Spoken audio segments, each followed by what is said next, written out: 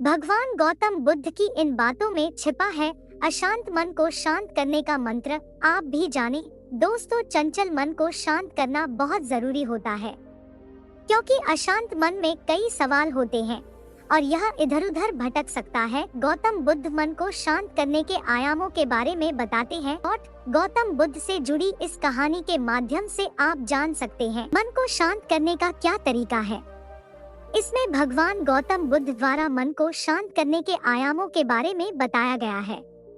जानते हैं इस कहानी के बारे में जिससे आपका जीवन बदल जाएगा। जिससे मेरा मन अशांत रहता है। बुद्ध मुस्कुराते हुए कहते हैं, ऊपर आकाश की ओर देखो और बताओ कि तुम्हें सूर्य दिख रहा है। लड़का ऊपर देखता है और कहता है धूप दिख रहा है। बुद्ध उससे पूछते हैं कि अगर तुम लगातार धूप में खड़े रहोगे तब क्या होगा।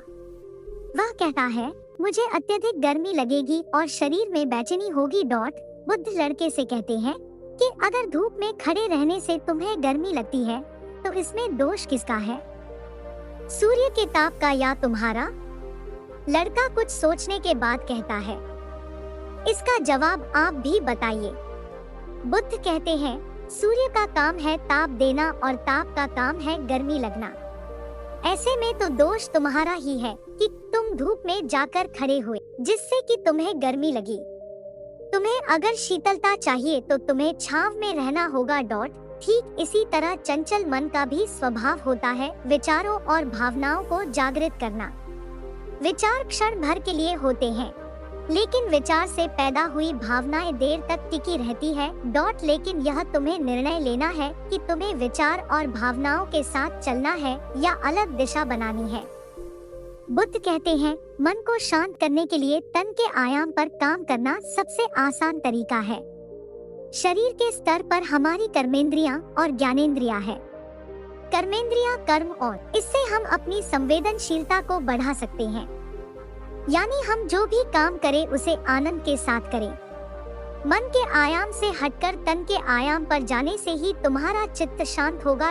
ऐसा करने से तुम मन के आयाम से हटकर शरीर के आयाम पर आ जाओगे, ठीक उसी तरह जैसे तुम धूप से हटकर छांव में आ सकते थे। मन के आयाम से हटने पर तुम्हारी जागरूकता तन पर आ जाएगी। जब तुम तन के आयाम पर काम करोगे तब तुम्हारा चित्त शांत होगा। इसलिए हर काम को तन के आयाम पर करने से मन स्वतः शांत हो जाता है। अपने मन के विचार और भावना को नहीं बल्कि सुर को सुनो। लड़का बुद्ध से कहता है, अपने भीतर के सुर को कैसे सुने। बुद्ध कहते हैं, किसी शांत स्थान पर रहकर जहाँ शांति हो तब अपनी आंखें बंद करो और मन के भीतर चल रहे शोर से हटकर भीतर के सुर को सुनने की कोशिश करो। सुर निरंतर चलता रहता है, लेकिन बाहर के शोर के कारण तुम अपने मन के भीतर चल रहे सुर को नहीं सुन पाते हो। जब तुम अपने दोनों कानों को अपने हाथों से बंद कर दोगे तभी मन के सुर को सुन पाओगे।